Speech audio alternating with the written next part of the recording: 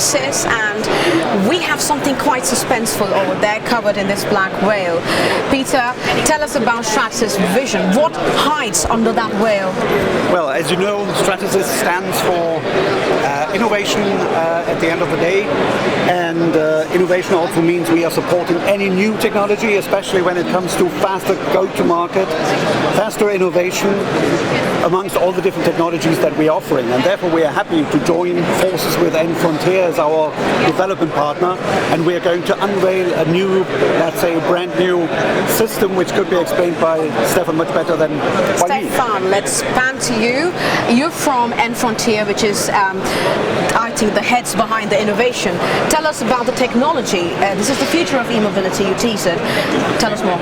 All right, so what we're seeing here is UILA, and UILA is the answer to a new green and urban mobility, because what we need to do is we need to get rid of the cars in the cities, but how we're going to do this, we need to make a new offering for car drivers, commuters, also in tourist areas. So this is why we came up with UILA.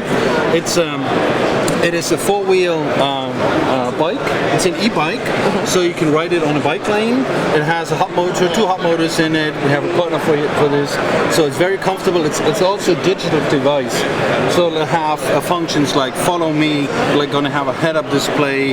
You're going to bring your own device features in there. Wow. So I think that is creating a great deal of comfort and a digital experience for the consumers. I think that's what needed going forward to create sustainable mobility.